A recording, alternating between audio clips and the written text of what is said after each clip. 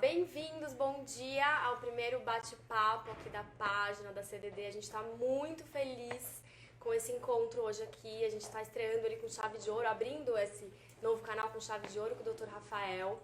Dr. Rafael Stelmach, fala seu sobrenome? Isso mesmo. Ele é especialista em pneumonologia. Conta um pouquinho pra gente, doutor, qual é a sua especialização? Eu sou pneumologista, trabalho no Hospital das Clínicas como pneumologista e atualmente represento a Iniciativa Global contra a Asma no Brasil, sou embaixador da Iniciativa Global contra a Asma no Brasil e também membro da Aliança Global contra a Doença Respiratória Crônica, que envolve as outras doenças respiratórias crônicas. Então, tem essas ações em instituições ou organizações de defesa ou de reação às doenças respiratórias crônicas.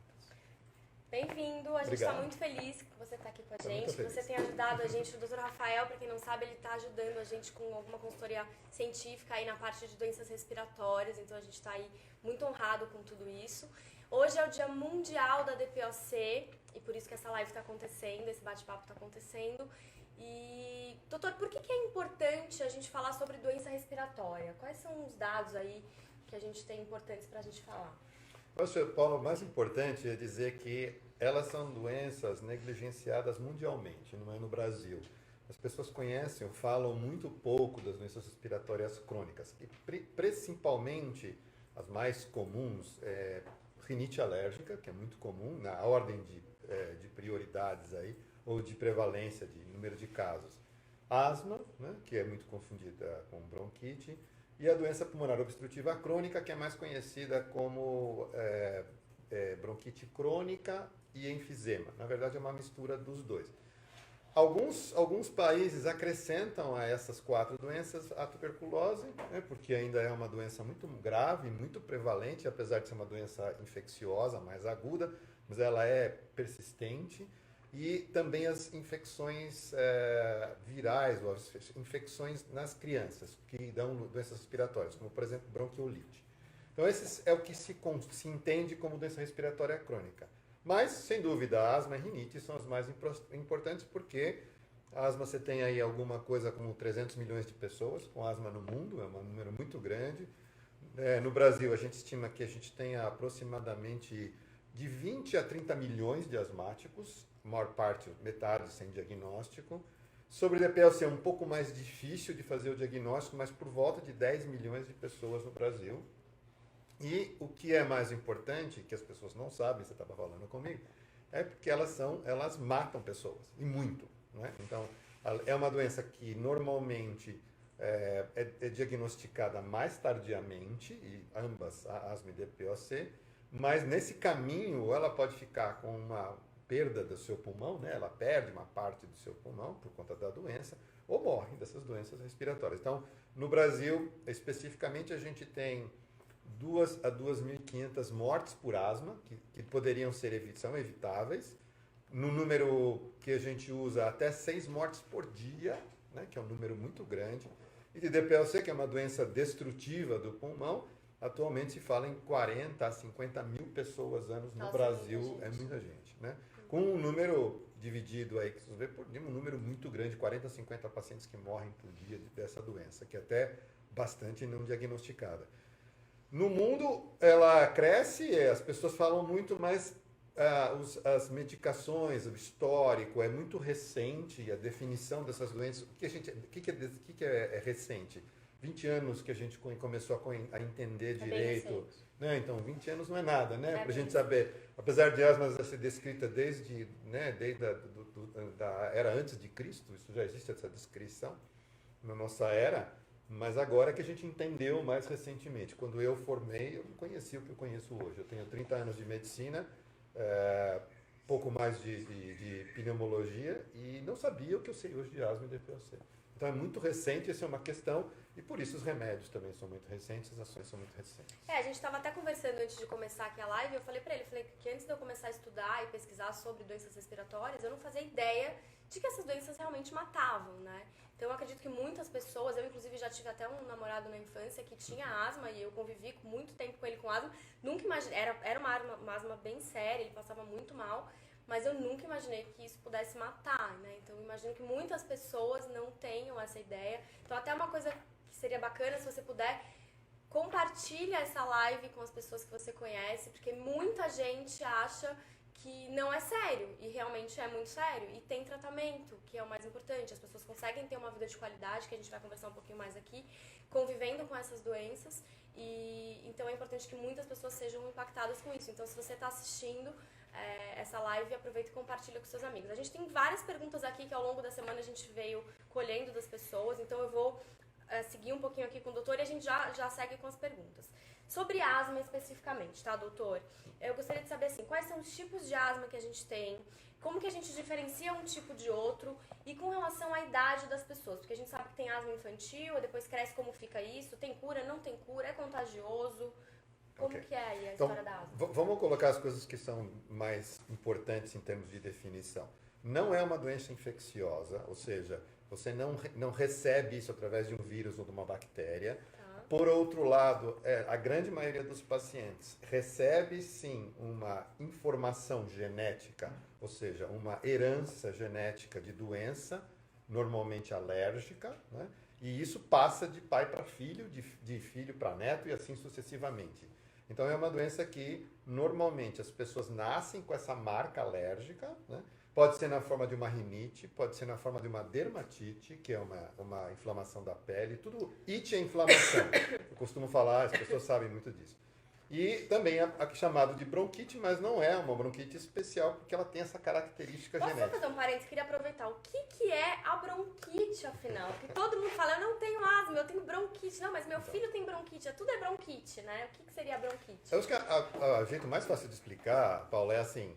Eu tô com dor de cabeça. Sei. Por que você tem dor de cabeça? Porque você bebeu ontem? Porque você tem um tumor no cérebro? Né? Ou dor nas costas. Ah, eu tô com dor nas costas. Qual é o seu problema? É problema renal? É a mesma coisa. Bronquite é um nome genérico. Tá. E asma é uma bronquite específica, alérgica, que não cura. Então, essa é a primeira coisa. Então, você tem essa marca alérgica, nasce com você.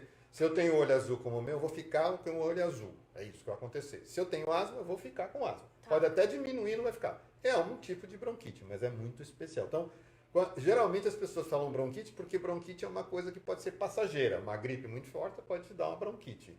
E aí você passou, curou. Então, e a asma tem esses indas e vindas, altos e baixos, altos e baixos. Então, tem essa confusão. É ruim essa confusão porque se você não se assume como asmático, você não trata continuadamente. Então existe uma diferença aí que em termos até de gravidade, grau, né? Assim, é mais grave dúvida. Ter asma do que ter bronquite. Sem dúvida nenhuma. Tá? Sem dúvida nenhuma. E existe uma bronquite crônica do fumante ligada ao DPOC que é diferente, que é da parte mais antiga, dos pacientes mais velhos, né? Então, é isso. Então, essa diferença é conceitual, mas tem a ver com gravidade e como você se trata, como você E o cuida. sintoma é diferente? Em geral, sim. Uma bronquite, ela pode ter um chiado, né? E você passar naquele momento e pode ter, mas asma fica continuadamente. Bronquite pode ter catarro, asma geralmente não tem catarro. Então, tosse, falta de ar e chiado podem se confundir com isso daí, com essas duas, entre bronquite e asma, especificamente. Antes da gente fazer a pergunta, só mais uma. Quem é o médico especialista que a pessoa tem que procurar quando ela começa a ter esses sintomas? Olha, eu acho assim, se o médico for bem orientado, ou deveria ter sido orientado, mesmo um clínico geral ou um pediatra, deveria fazer esse diagnóstico, essa diferenciação. Tá. Acontece que muitos médicos não sabem fazer essa diferenciação do bronquite e asma. Então, trata como bronquite quando não é asma. Então, não é muito difícil, é muito característico. Tosse, falta de ar e chiado que vai, que volta, que vai, que volta. Então, teoricamente, qualquer médico poderia tratar. Não é o que acontece. Normalmente, os pacientes, quando procuram um especialista, ou é um alergista, porque cuida dessas coisas, ou um pneumologista. Então, de adultos ou de crianças. Geralmente, o alergista cuida de adulto e criança, e o pneumologista tem um pneumopediatra. Então, esses dois especialistas são as pessoas que devem falar definitivamente, eu tenho ou não asma, eu tenho ou não DPOC. Tá. Vamos lá, então, para a primeira pergunta. Quem que está perguntando, Pan? Nós temos algumas perguntas, duas perguntas sobre DPOC e uma sobre efizema. Sobre DPOC, a Maite está perguntando qual que é a principal causa da DPOC e a Maria, Maria de Fátima está perguntando se o calor piora o quadro de DPOC. Tá, eu vou juntar com o enfisema também, que eu já antecipo. A principal causa da doença pulmonar obstrutiva crônica, seja na forma de bronquite crônica, seja na forma de enfisema, ou misturando as duas coisas, é fumaça. Fumaça. Qualquer tipo de fumaça, principalmente fumaça de cigarro, porque é o que a pessoa... Né? Fumar um cigarro é a mesma coisa que colocar a boca num cano de escape de um carro. Exatamente isso. Então, teoricamente, a poluição em grande quantidade também pode fazer isso, assim como outros tipos de fumaça. Se a pessoa ela inala a fumaça de um incêndio, ela pode ter DPOC, ou se, por exemplo, ela cozinha num fogão a lenha e pega essa fumaça. Como essas são razões mais não tão comuns, mais comum é o cigarro. E o enfisema é uma parte da DPOC, né, que destrói o pulmão, deixa o pulmão mole, então destrutivo. Enquanto que a bronquite crônica não. Ela mantém a estrutura do pulmão, mas tem muitos sintomas, catarro, essas coisas todas. Vamos pegar o cigarro. O cigarro, quem fuma mais de um maço de cigarro por mais de 10 anos, você vai aumentando progressivamente. Quanto mais cigarros, mais anos, mais você tem a probabilidade. E ter um jeito ou outro é especificamente relacionado ao paciente. Então, essa é uma doença, essa é a diferença entre uma coisa e outra de... Opa, obrigado. Obrigado. Essa é a diferença entre uma coisa destrutiva do enfisema que a bronquite crônica não tem. Em relação à piora com o calor, né? Essa é a pergunta, não é isso? De calor é a pergunta? Em geral, depende da gravidade do paciente. Especificamente... Se o paciente está muito grave, qualquer coisa piora. Eu até tenho uma pergunta aqui, tanto para asma quanto para DPOC, isso é bem... nas recaídas, né? O que faz uma pessoa ter uma recaída de asma e DPOC? Ela já convive, já foi diagnosticada, está ali. Então, ela vai ter exacerbações ou não da doença. Quais são as coisas que ela poderia evitar para que não tivesse essas recaídas e como tratar as recaídas? Ok. O que é a recaída, Paula? É uma piora do seu quadro. Né? Então, você está mais ou menos controlado, está mais ou menos bem, tem aquela sua falta de ar básica por conta da doença, e tomando no remédio, não importa muito, e aí você se expõe a algum fator externo. Geralmente é um fator externo. Alérgenos, que é pó, poeira, fumaça, produto químico, perfume, produtos de limpeza, então cigarro, todas essas coisas podem, infecções, então gripes, resfriados, são os mais comuns. Tem uns mais próximos de asma, ou mais prováveis de piorar a crise de asma, e mais para DPOC. Então, eu diria assim, numa escala mais importante, eu acho que são as infecções virais, gripes e resfriados, para asma ou DPOC, tanto faz. Depois, nos asmáticos, pó, poeira, produtos químicos, produtos de limpeza. Para o DPOC, fumaça, né, fumaça mesmo, da própria fumaça. E depois, sujeiras de uma maneira geral. Então, isso é o que piora a doença especificamente. Calor não é um problema, geralmente. Frio, sim. Então, quando você tem, nessa época de inverno e verão aí, de inverno e outono e inverno, em que você tem mais frio, ar mais seco e mais poluído, pode desencadear uma crise de asma. Há um número muito grande há um aumento muito grande de internações por asma DPOC na época de abril até julho por conta basicamente disso. Normalmente vacinação de gripe é indicação, então, para evitar? Para os dois, asma e DPOC, porque a infecção viral mais comum é a gripe e você está indicado, sim, qualquer paciente com asma e DPOC deve fazer uma vacina contra a gripe, todos os anos. Seria também uma forma de prevenção? Né? Sim, é uma forma de prevenção muito recomendada. Tá bom. Temos mais uma pergunta? Tem. A Maria Xavier, ela tem o diagnóstico de enfisema e ela pergunta, ela na verdade comenta que ela, quando ela fica muito nervosa, ela tem crises horríveis. Ela pergunta se isso tem alguma ligação. Então, a doença respiratória, a asma DPOC, quanto maior a gravidade, se a DPOC é mais grave do que a asma em geral, né? E daí, o ficar nervoso, ansioso, faz com que você respire diferente. Né? Às vezes tem suor, às vezes tem batedeira, enfim. É uma resposta do organismo a uma situação geralmente de ansiedade, assim, sucessivamente.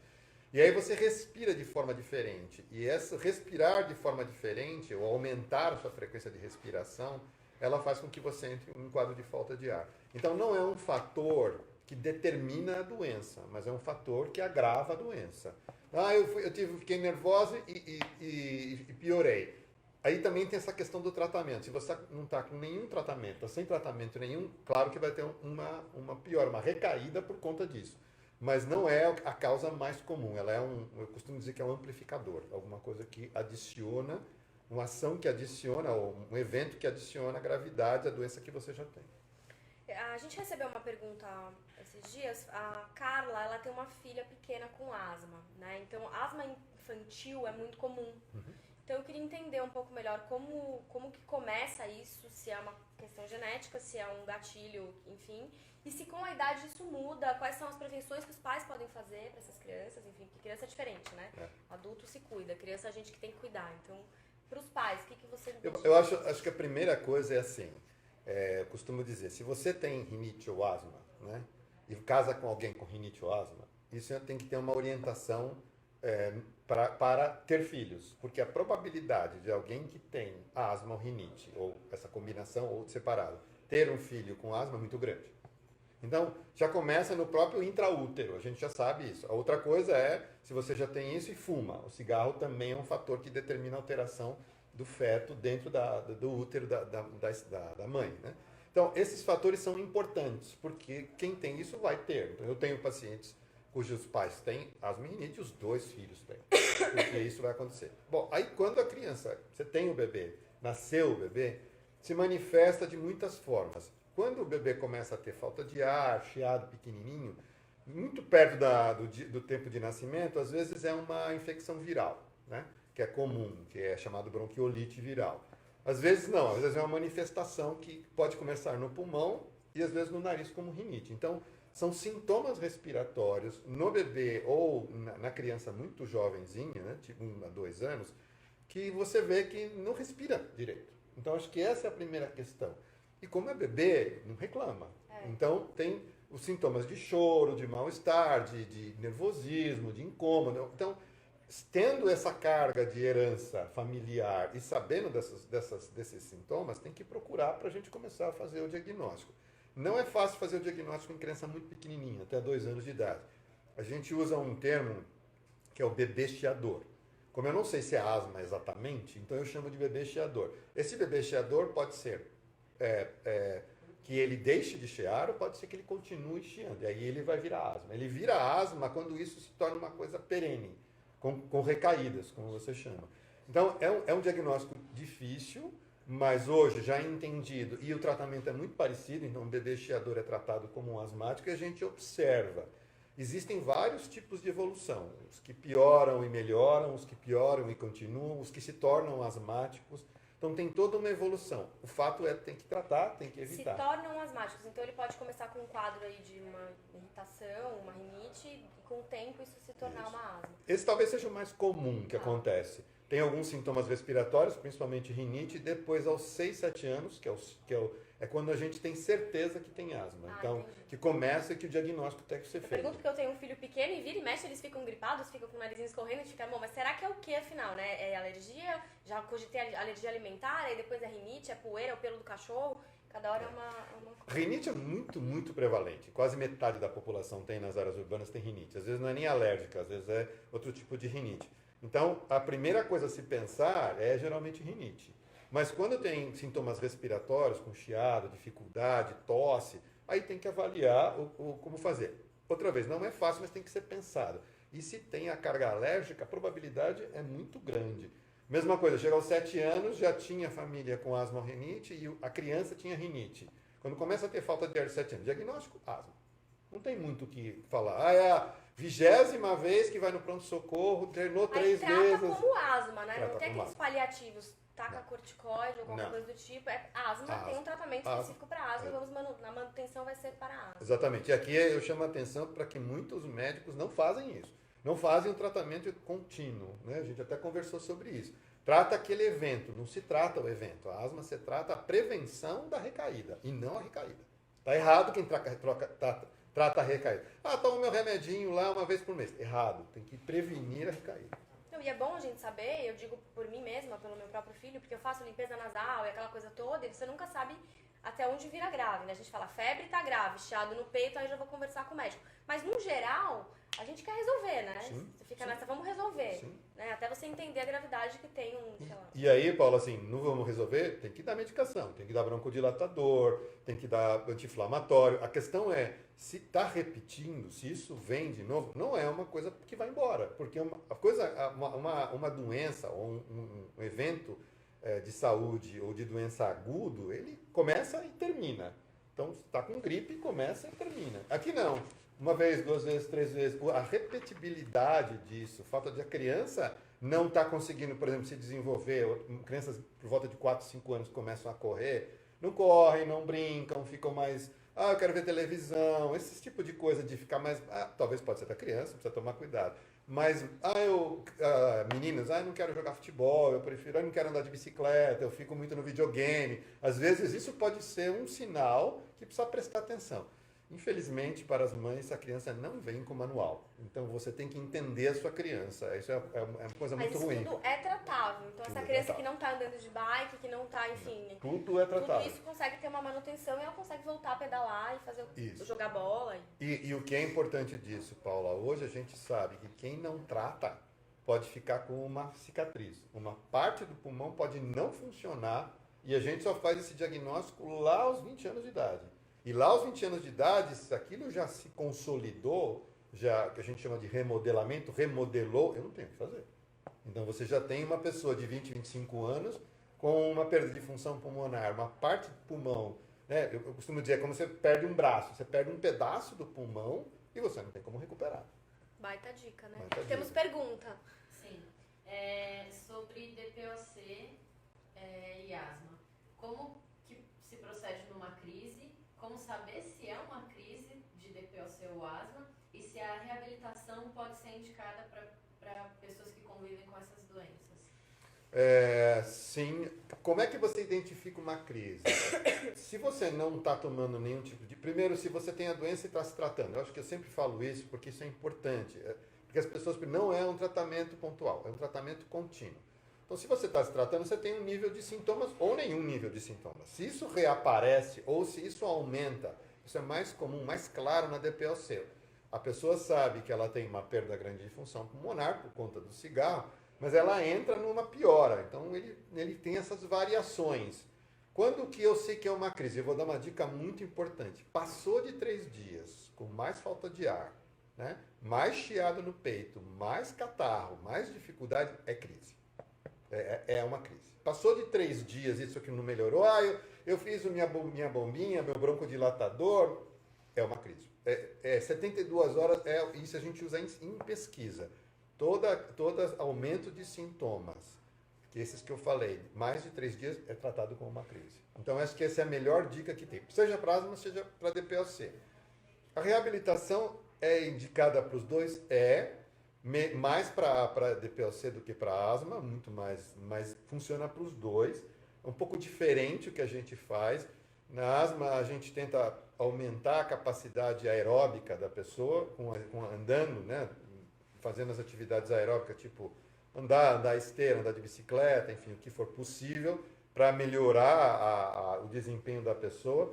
Lembrando que asma é uma doença que tem controle total. Você pode ter uma vida normal. Se você está tratado, bem tratado, exceto se for asma grave, eu já chego nisso, né? Exceto se for asma grave, a asma é uma doença que não cura, mas que tem controle total. Isso é muito importante para as pessoas saberem. Então, se eu tomar o meu remédio todos os dias, de manhã e de noite, eu vou ter uma vida normal. Se eu fizer reabilitação de qualquer atividade física, não precisa ser uma reabilitação, qualquer atividade física, vou melhorar mais ainda, porque a atividade física ajuda o asmático a melhorar da própria inflamação, que é uma doença inflamatória. Já na DPOC, não. DPOC já tem essa destruição do pulmão e a gente é uma reabilitação porque você reaprende a fazer as coisas com aquela deficiência que você tem. Então é a mesma coisa, como eu digo, do braço ou da perna que você perdeu. No acidente, você vai se reabilitar naquilo lá. Na DPOC você não tem pulmão, então você precisa entender. Vou dar um exemplo concreto. Quem tem DPOC um pouco mais grave, não pode correr, não pode tomar banho debaixo do chuveiro e lavar a cabeça, isso é mais difícil. Se for andar com seu companheiro ou companheira, vai devagar, né? As coisas não podem estar no alto do armário, tentar pegar coisas no alto do armário. Então, todos esses tipos de ações que gastam energia. Existe algum especialista que ajuda a fazer essas ações em casa? Por exemplo, eu sou um cuidador de alguém que tem DPOC, a pessoa tem uma DPOC em estado avançado, e eu quero ajudar ela a ter um pouco mais de independência. Eu procuro quem? Existe alguém que poderia fazer isso? Fisioterapeutas. A gente tem uma larga escola no Brasil, tem vários centros de fisioterapia respiratória, específica, não é a cardíaca, tem muita gente que fala que não é a cardiopulmonar, é a pulmonar. Tem muita gente no Brasil, especialista, tem um grupo muito bacana com vários centros que dão atenção a essa área especificamente. E aí dá essas dicas do que fazer em casa, isso, como adaptar a casa para a pessoa conviver. Exatamente. Um programa de reabilitação muito bom é o que faz a adição de educação, né, de orientação de atividade física. Não é só atividade física, são essas três coisas. Que é você aprender a viver com essa sua falta, essa dificuldade respiratória. Vamos lá, DPOC não, asma e asma grave, doutor. Qual é a diferença entre ter asma e asma grave? É assim, vou tentar simplificar. O que é uma coisa grave? É uma coisa grande, intensa, né? Então, asma grave é uma coisa intensa. Grave quer dizer que tem muito, você precisa, especificamente, você tem muitos sintomas e precisa de muito remédio para controlar esses sintomas. Isso é uma asma grave. Então, para isso, eu tenho que saber se o indivíduo tem asma, essa é a primeira coisa, porque nem tudo que chia é asma. Tem que lembrar que outras coisas, por exemplo, insuficiência cardíaca, dá chiado no peito, é uma coisa comum. Corpo estranho, inalação de corpo estranho, dá chiado no peito, são coisas que precisam saber, depende um pouco da história. Mas, sendo asmático, especificamente, sabendo e se tratando, se você vai, teoricamente, 60% a 70% dos pacientes tomam remédio 1 ou 2 vezes ao dia e ficam bem. Isso é uma asma normal, uma asma leve a moderada, que você vai ter o resto da vida, que pode ter as crises quando tiver aquela exposição aos fatores de risco, que a gente falou, pó, poeira, essas coisas todas, mas não tem necessidade de grandes quantidades de medicação. Não tem recaídas em grande quantidade. Então, a asma grave é isso. Apesar do paciente estar muito bem tratado, e com grandes quantidades de medicamentos, 2, 3, 4 tipos de medicamentos para asma, mesmo assim tem sintomas, mesmo assim tem crises, essa é uma asma grave. E a asma grave tem algum tratamento específico ou ela é uma manutenção com medicamentos?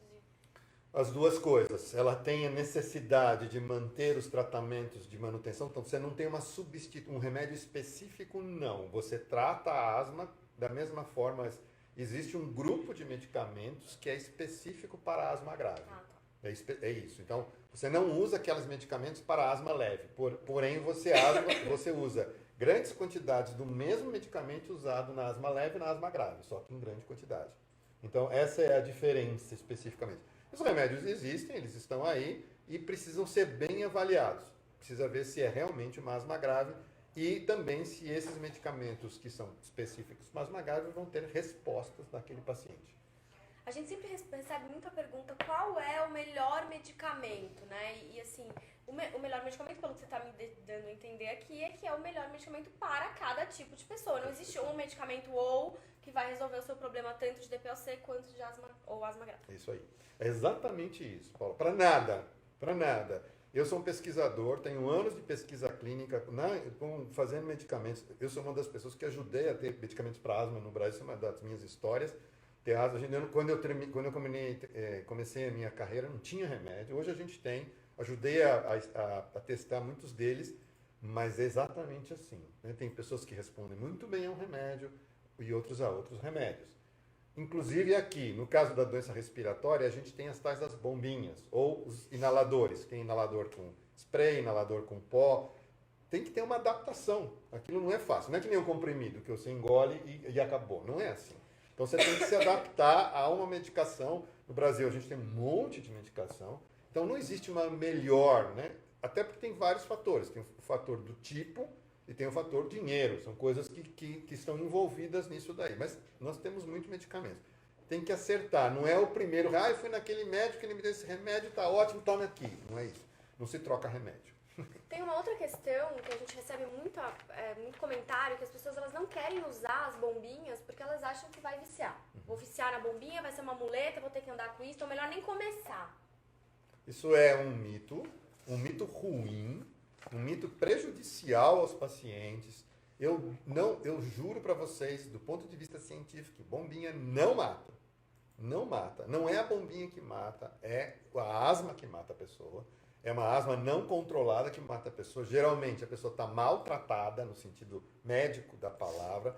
A bombinha, que é vulgarmente, vamos dizer, pichada, né? Destruída, é de broncodilatador, que é um medicamento que foi inventado nos anos 50 do século passado.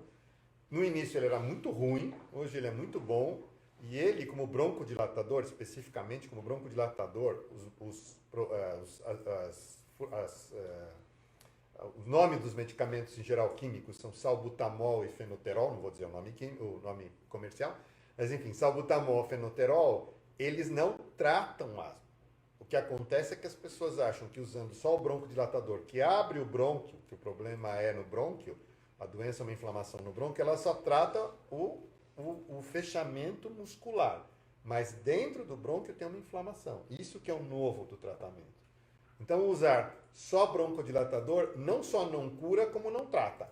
Ele só alivia os sintomas. O que acontece? As pessoas vão usando, a inflamação vai piorando, até que fecha o pulmão. As pessoas que morrem de asma morrem com um entupimento do pulmão por conta da inflamação. Temos perguntas, obrigada, doutor. Temos perguntas. Primeiro, aproveitando o gancho das bombinhas, a Adriana Garcia pergunta se o uso contínuo de medicações para controlar a asma atrapalha o crescimento e desenvolvimento da criança. Essa é uma muito boa pergunta. Como ela chama a pessoa? Adriana? Adriana, essa é uma ótima pergunta. Existe uma alteração pequena na altura das crianças que usam continuadamente no primeiro ano que usa o remédio. Tá? Isso existe. De quanto é essa diferença? 1 centímetro. Então, ao invés da criança ter 1,10 m, vai ter 1,09 m. Essa é a única evidência que a gente tem. Isso não muda em absolutamente nada, porque a criança que não se trata, e esse que é o mais importante, ela pode ter 10 centímetros de perda por conta da doença crônica. Porque uma criança com doença crônica, ela não tem um desenvolvimento normal. Ela fica fora daquele percentil.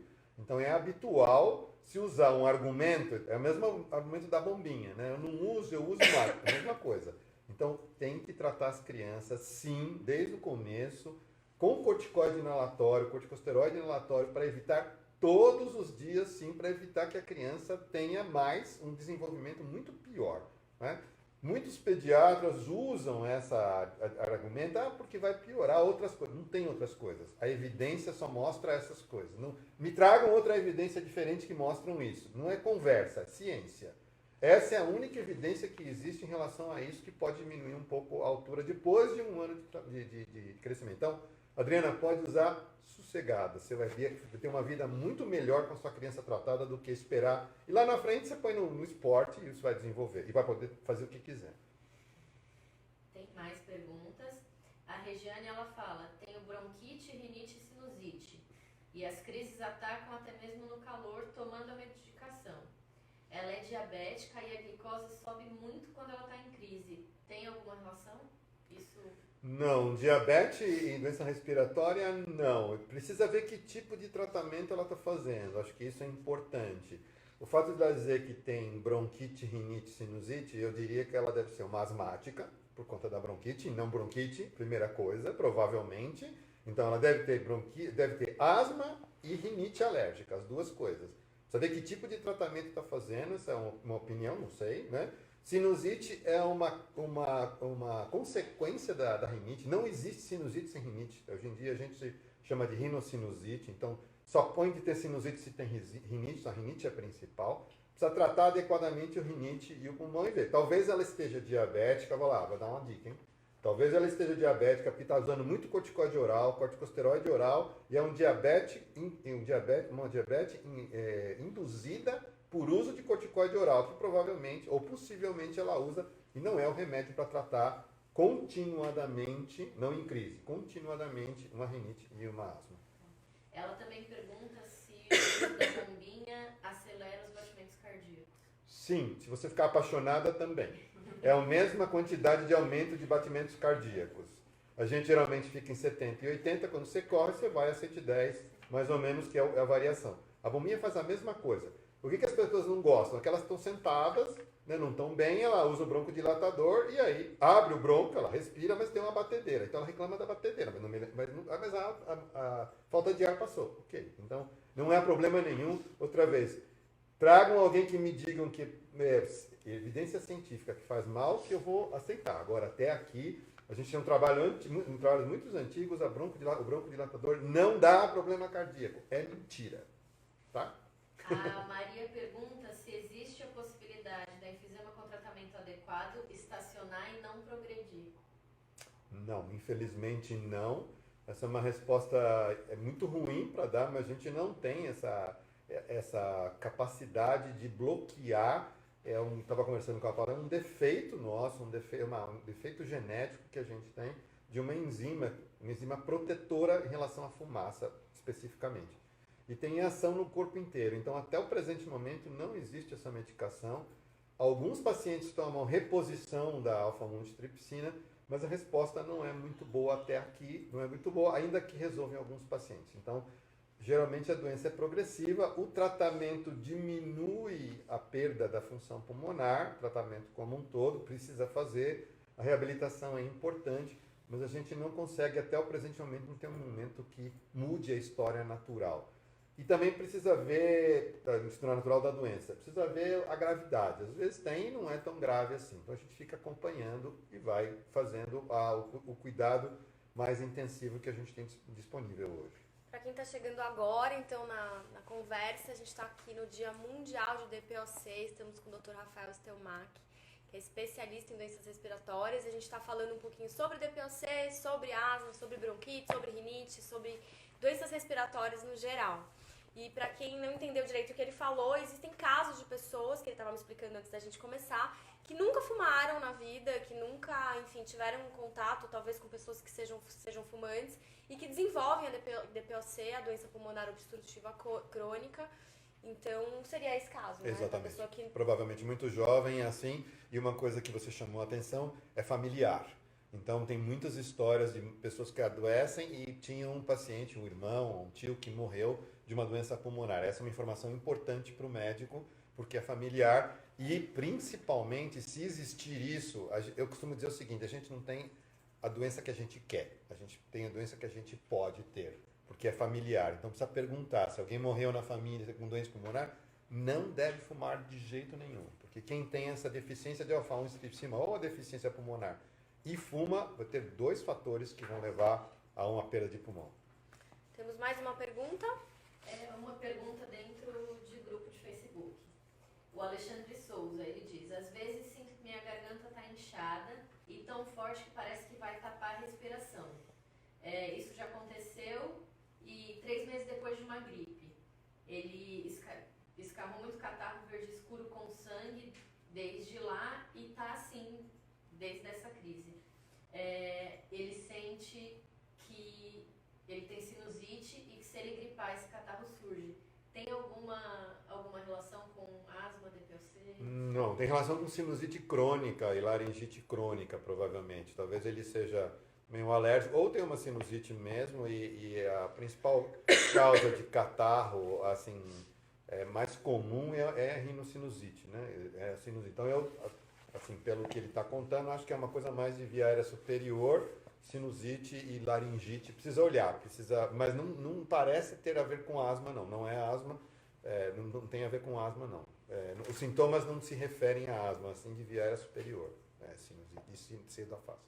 Separando um pouquinho, assim, asma e DPOC. A pergunta é para os dois, mas, assim, para diagnosticar os dois separados. Quando é o momento que eu devo ter um alerta? Falei assim, não, pera, não tá legal, é bom eu ir no médico, enfim, para descobrir talvez que eu tenha asma ou DPOC. Quando que é o momento que a pessoa... Porque muita gente fica, não, mas vai passar. Porque são doenças, doutor, que o senhor, né, pro senhor deve ser super comum, mas pra gente que vive o dia a dia, é só uma rinite, é só uma sinusite, eu tenho sinusite crônica, isso sempre me acontece, né? Putz, mas pode ser poeira, pode ser o tempo seco. É muita coisinha junto, aí a gente fica, né? Assim, quando que é o momento que você fala, não, peraí, agora eu preciso procurar um médico. Tá. Eu acho que Já tem algumas diferenças bem interessantes. A asma geralmente começa na infância, vamos lá. Então, começa na infância, tem esse antecedente alérgico, né? Geralmente tem rinite associado e tem essas crises relacionadas à exposição alérgica, pó, poeira, mudança de tempo. Então, isso é asma. E a história da asma, ela pode ser muito tranquila ou pode ser muito ruim, depende da pessoa, depende de como ela se expõe. Geralmente leva a vida inteira, para a vida inteira e você pode melhorar ou não, às vezes até espontaneamente, mas o que marca são essas indas e vindas com essas exposições. DPLC é uma doença que depende de um fator externo, então depende da fumaça, depende de você ter se exposto a esta fumaça. Consequentemente, o mais comum é a asma, é a fumaça, né? Fumaça de cigarro, desculpe. Então você vai fumando, nos primeiros 20 anos não acontece nada, e aí quando você chega com 40, 45, você começa a ter os sintomas. Tá? Então essa é uma diferença. Fumou, se expôs, às vezes no trabalho, às vezes uma pessoa trabalha muito como operário mesmo dentro de uma indústria, esses sintomas são lá na frente. A asma, caracteristicamente, é o diagnóstico aos 7 anos de idade e a DPOC aos 40, 45 anos de idade, 45 para cima. Então essa é a diferença. Mas o que é comum deles? Os sintomas, né, que não passam. Os sintomas de asma vai e volta, e os sintomas de DPOC vêm e não vai embora nunca mais. Então essas são as diferenças entre as doenças. Uma vez que começou a DPOC, você melhora um pouco da sua falta de ar, mas a sua tendência é piorar devagarzinho, inclusive porque você já é mais velho, 60, 70 anos, e aí você vai acumulando isso com a idade, com o pulmão mais velho. A gente tem 15 minutos, vou fazer mais uma pergunta e depois eu queria que a gente falasse um pouco, doutor, sobre qualidade de vida, né? Prevenção, alimentação, o que a gente pode fazer em termos de manutenção do dia a dia ali, tanto para as crianças asmáticas, para os adultos asmáticos, para os DPOCs diagnosticados. A Thaís pergunta quais os males que o uso da bombinha e do prednisolona podem causar, e a Adriana pergunta quais os benefícios do esporte para o controle da asma. Para a primeira pergunta, a bombinha de broncodilatador e a prednisolona, se usado direito, não faz nenhum problema. Essa que é a questão. Não é se o remédio é ruim. Os remédios são bons, eles têm que ser usados da forma certa. Então, alguém que se trata com prednisona todos os dias ou todos os meses, em princípio está errado. Né? Porque não está tomando corticoide inalado. Não quer usar uma bombinha de corticosteroide inalado que realmente substitui. Existem casos de asma grave que você usa corticoide, mas esses são casos específicos. 2% da população de asmático, 1% da população de asmático. Então o problema não é o remédio, é como você usa o remédio, quem te receita o remédio, porque às vezes o médico também tem culpa nessa história. Né? Por outro lado, a atividade física na asma é absolutamente indicado, qualquer atividade física melhora, já tinha dito, melhora a inflamação, então deve ser feito desde que você esteja tratado também, tá? Outra coisa, eu vou lá tratar, vou fazer atividade física, aquela história de eu vou fazer natação vai curar a asma. Não vai. A asma vai ficar lá, pode ser que seja uma asma leve.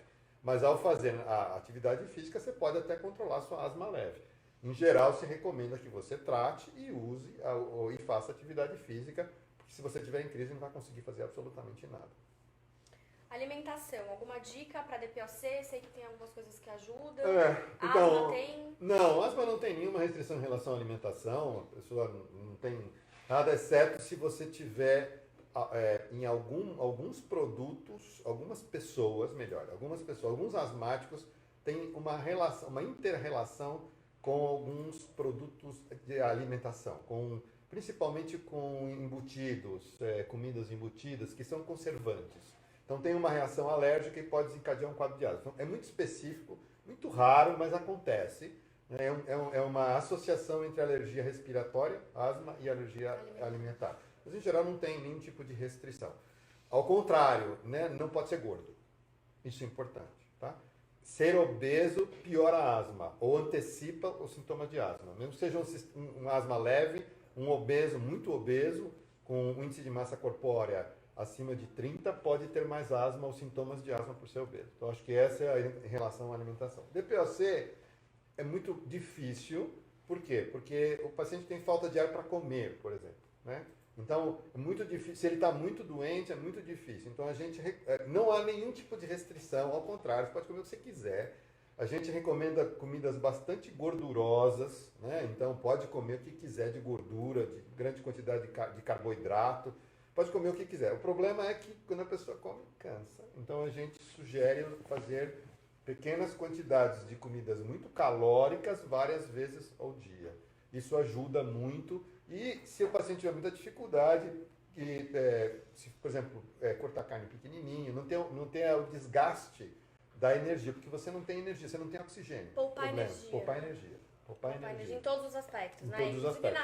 Na questão da casa, né? Essas Mesma adaptações coisa. todas são para conseguir. Por exemplo, para as mulheres sem DPOC, não lave louça de pé. Né? É um esforço enorme. Senta num banquinho, não vou lavar mais louça, não. Eu vou cozinhar, senta num banquinho na frente, não vai se queimar, mas enfim. Senta num banquinho na frente e pode cozinhar. Então, essas coisas, né, põe as coisas perto da mão, não deixa o negócio lá na mesa da cozinha e depois volta para... Então, esse tipo de coisa é muito custoso para os pacientes. Então, guarde a sua energia mudando sua forma de vida. Alguma recomendação específica para cuidadores, enfim, familiares ou alguém? Acho que sim, Precisa ter, acho que paciência com o paciente respiratório. O sentimento é um sentimento de morte no seco, ou seja, falta de ar, você vai morrer com falta de ar. Já ouvi muita culpa também, né, das pessoas. Eu ouvi muito no DPOC essa coisa de, eu fumei e a culpa é minha, né, então... Tem muito isso, porque você tem essa culpa mesmo, né, de você ter fumado, mas também o fato de, naquela época, ninguém falava muito disso, então não é culpa da pessoa, era uma questão social aí. O que tem muito com asma, que eu acho que é legal na família do cuidador, é que, às vezes, a criança ou adolescente tem a crise e fica muito nervosa, ansiosa, falta de ar, e a família acha que é uma crise neurótica, que a pessoa tem uma alteração relacionada a ser uma pessoa nervosa ou estressada, ou o que eu vejo muito no meu site, que é a pessoa que tem muita frescura. Você tem muita frescura, tudo é frescura, então tem muito isso. Asma não é frescura. Se tiver asma, essas alterações de ansiedade são muito comuns pela dificuldade respiratória que as pessoas têm, em geral as crianças e os adolescentes, têm dificuldade de contar como eles estão. E aí, tratando, melhora bastante. Então, essa relação é importante mesmo, né? E, por outro lado, a criança que tem asma, que a mãe sabe, eu não quero fazer nada, tal. Tem que tratar e estimular a fazer. Tem que ter uma vida normal, deixar a vida mais próxima do normal usando remédio. Tem mais alguma dica, super dica? Estamos acabando já, faltam 5 minutos. Então, algumas coisas legais que eu acho interessante, assim, quando eu vou dar aula numa classe, qualquer que seja ela, então eu digo assim, olha, nessa classe aqui, se tiver 10 pessoas, tem 3 asmáticos, né? Então, sempre você tem um asmático na família. É muito difícil você não ter um asmático na família. Ou da sua, ou do seu marido, enfim. Sempre tem um asmático. E esses asmáticos não estão tratados, não estão diagnosticados. Né? Então, essa é uma dica importante. Já na DPOC, se a pessoa fumou, ela já tem que ficar desconfiada. Muitos pacientes são tratados somente com doença cardíaca de origem do cigarro. Né? Então, angina, que é comum, tem angina cardíaca, insuficiência cardíaca. Mas, às vezes, essa falta de ar não é relacionado à insuficiência cardíaca, mas é relacionado ao pulmão. E também muitos médicos não pensam nisso, vão direto, né? Os cardiologistas vão direto, vou tratar, mas não está melhorando. Então, tratando do coração, não está melhorando a falta de ar, pense no pulmão, né? Principalmente se você fumou. É uma dica que eu dou bastante. E fazer um exame de função pulmonar, melhora, a gente faz o diagnóstico. O exame de função pulmonar, que é a espirometria, é um exame muito bobo, muito simples. Todo mundo tem medo à toa, né? Porque sabe que não vai conseguir respirar o que deveria, mas isso faz parte do exame. É um exame muito fácil e a gente consegue medir a capacidade pulmonar, como se faz o eletrocardiograma. Exatamente, é um exame tão simples quanto esse. E em qualquer desconfiança, faça o exame, solicite, peçam para fazer o exame, o próprio médico, para poder ter essa diferenciação. Muito obrigada. Estou muito feliz que você está aqui. O nosso time inteiro que está aqui com a gente está muito feliz com a tua presença, com a tua ajuda, com a tua parceria. Tem alguns recados para dar. Primeiro, se você curtiu esse bate-papo, se você curtiu essa live, aproveita, compartilha, dá seu like, compartilha nas redes sociais, nos grupos que vocês, enfim, tenham acesso, nos grupos aqui de Facebook ou mesmo no Instagram. Ajuda a gente a compartilhar para que mais pessoas tenham acesso a essas informações tão importantes. Dia 10 de dezembro, essa é uma notícia muito bacana, esse na verdade é um convite que eu tenho para fazer para vocês. No dia 10 de dezembro, Dr. Rafael, Dr. Drauzio Varela e mais algumas surpresinhas, a gente vai ter um simpósio no Meliá Paulista, na Avenida Paulista. É um simpósio sobre asma e asma grave. Esse evento vai ser super especial. Desculpa, a gente está preparando ele com muito carinho para vocês, é um evento gratuito, então é só você se inscrever pelo link, a gente vai colocar o link aqui para você se inscrever, vai lá, se inscreve no link e aparece lá para encontrar com a gente se conhecer de perto, vamos estar todo o time lá, Dr. Rafael também vai estar contando um pouco mais, Dr. Drauzio Varela vai estar conversando com alguns pacientes e a gente vai ter algumas surpresas por lá nesse dia. Então curte, compartilha, continua seguindo a gente aqui na página, se tiver mais perguntas para mandar pra gente que não foram respondidas aqui, pode mandar que a gente vai responder depois, se tiver mais alguma dúvida. E é isso, muito obrigada e até a próxima. Deixa eu só falar uma coisa, Paula. Tem muitas informações técnicas no Facebook, no grupo hashtag Gina no Brasil, que é da Gina. Tem vários vídeos, mais de 20 vídeos. Eu sugiro que vocês percam tempo, vejam os vídeos. Tem vários médicos falando sobre asma, eu acho que é legal. Tem pacientes falando. Então tá lá disponível, eu acho que é uma coisa que a gente pode usar bastante, tem muitas dicas também. Então, hashtag Gina no Brasil. É isso, gente. Muito obrigada e até a próxima. Até mais. Tchau, tchau. Obrigada. Tchau, tchau.